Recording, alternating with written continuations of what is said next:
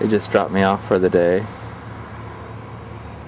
This is Will Buchanan reporting for the Walk for Liberty. It's May 23rd, 2008, day 40. This is kind of a strange feeling. Unfortunately, Brooke won't be joining me today on the Walk for Liberty. She said that she enjoyed Oregon so much that none of the other states would be able to hold up to Oregon's standard. Just kidding. Actually, her feet have been bothering her a lot the last couple days. And this time it's not just blisters, it's the muscles in her feet. She was really in a lot of pain yesterday when she was walking. That's not the only reason though. Recently she had been talking about her not walking the entire distance across the country. She wants to continue self-studying in special education, which is her field of mastery.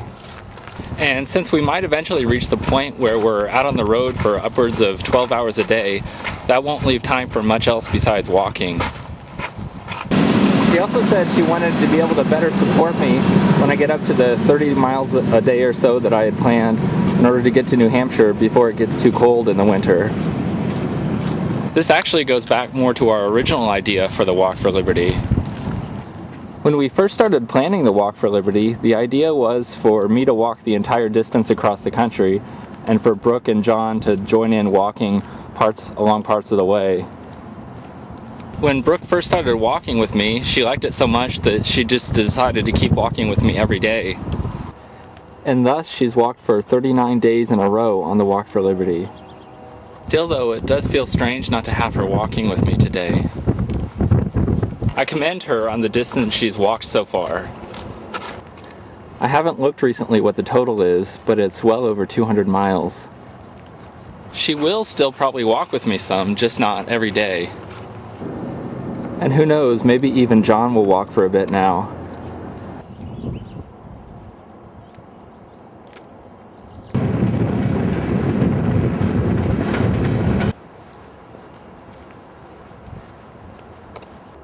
This is a little cave I noticed in the cliff. Wonder how far back it goes. This train on the right had slowed down and stopped a while back. It looks like it was to let this other train come by that's coming toward us. Since the tracks converged into just one set up here.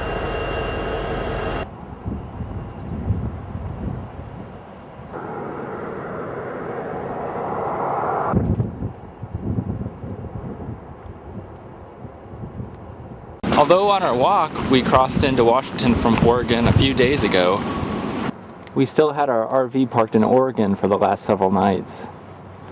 So this morning we drove out of Oregon for the last time during the Walk for Liberty. At first I felt a bit nostalgic because we've had such a good time in Oregon and seen such wonderful scenery there. But then I thought, all we did was cross a river which separates two political regions. Passing from one state into another usually involves less and is only crossing an imaginary line on the ground.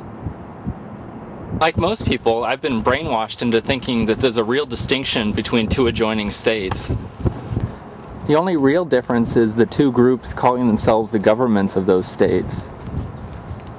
If there's any difference between the people on either side of a border, it's only because the two governments have artificially made them think they're different over a long period of time.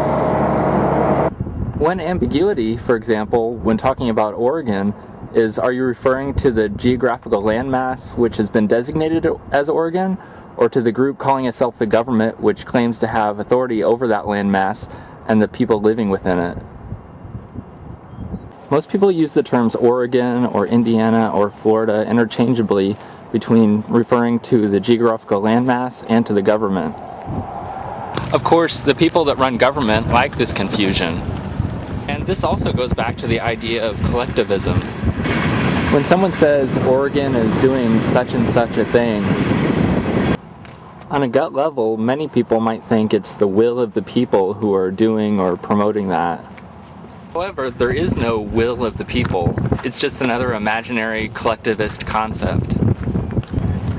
When someone says that Oregon is doing something, What they really mean is the group of people calling itself the Oregon government and claiming to have authority over the people living within that geographical region is doing it.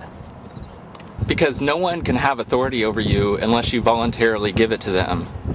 And I don't know about you, but I never gave any governmental entity authority over me.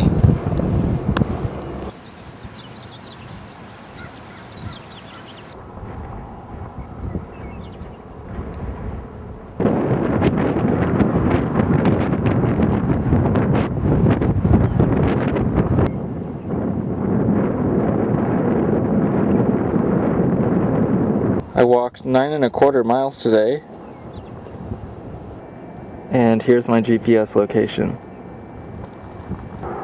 This is Will Buchanan for blog.walkforliberty.com, signing off.